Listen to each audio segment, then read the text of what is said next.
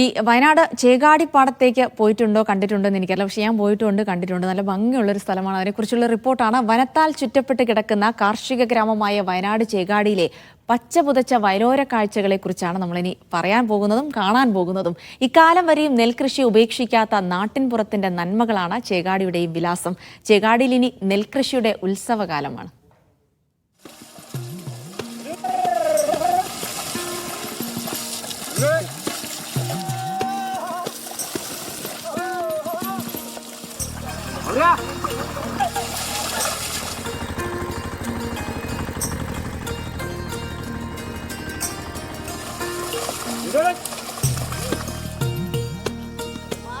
മഴക്കാലം പച്ച പുതപ്പിച്ച കാടിനുള്ളിലെ നനഞ്ഞു കുതിർന്ന ചേകാടി എന്ന മനോഹരമായ ഗ്രാമം.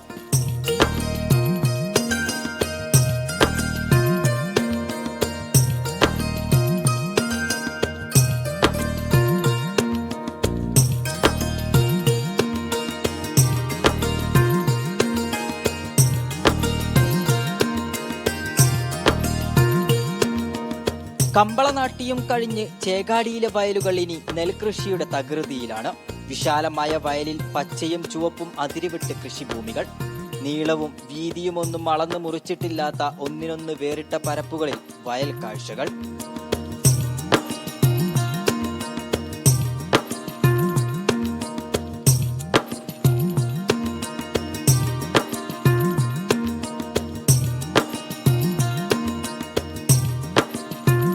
കമ്പളനാട്ടിയുടെ പ്രത്യേകത, നാട്ടി കഴിയുന്ന എല്ലാ പാടവും കഴിഞ്ഞ് അവസാനം ഒരു വയൽ ബാക്കി വെച്ച് നെൽകൃഷി 100% നല്ല നൂറുമേനി വിളവ് കിട്ടാൻ വേണ്ടിയിട്ട് ഈശ്വരന്മാരോടും കുലദൈവങ്ങളോടും പ്രാർത്ഥിക്കുകയും അതിനുവേണ്ടി പൂജ ചെയ്യുകയും സമൃദ്ധമായ ഒരു കൃഷി കിട്ടാൻ വേണ്ടിയിട്ടാണ് നമ്മൾ കമ്പളനാട്ടി നടത്തുന്നത്. ചെറുതും വലുതുമായ പച്ചക്കള്ളികൾ ഒരുക്കി നിറയെ ഞാറ്റുപാടങ്ങൾ. ചെളിമെഴുകിയ വരമ്പുകൾ കടന്ന ഈണത്തിൽ നെല്ല് നാട്ടുന്ന ഗ്രാമീണർ. പരസ്പരം കുശലം പറഞ്ഞ് കാടിറങ്ങി വരുന്ന മഴയെ പുണർന്ന് ചേകാടിക്കൊരു മഴക്കാലത്തിന്റെ ഉത്സവമേളം.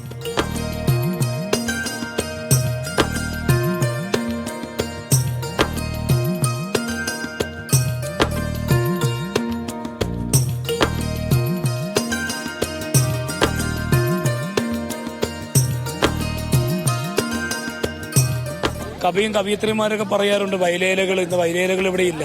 ആകെ വയലുകൾ സംരക്ഷിക്കുന്ന ഒരു പ്രദേശമാണ് ചേകാടി. ചേകാടി വിത്തുകളുടെ പേര് മാറിയിട്ടുണ്ട്, പക്ഷെ ചേകാടിയുടെ പേര് മാറ്റാൻ ആർക്കും കഴിയില്ല. അതിലൊരു ചരിത്രമുണ്ട്. ആ ചരിത്രമുറങ്ങുന്ന മണ്ണിലെത്തിയപ്പോൾ ഒരു വലിയ സന്തോഷമുണ്ട്. നിലം ഉഴുതുമറിച്ച് ഞാറ് നട്ടു. ഇനി കൊയ്ത്തിനായുള്ള കാത്തിരിപ്പാണ്. ഇനിയുള്ള മാസങ്ങൾ കോടമഞ്ഞ് പെയ്തിറങ്ങുന്ന പച്ചപ്പരവതാനി വിരിച്ച വയലോര കാഴ്ചകൾ കൊണ്ട് ചേകാടി സമ്പന്നമായിരിക്കും. ക്യാമറ പേഴ്സൺ ബബീഷ് കക്കോടിക്കൊപ്പം ഫൈസ് നെടുമ്പാല, മീഡിയ 1, വയനാട്.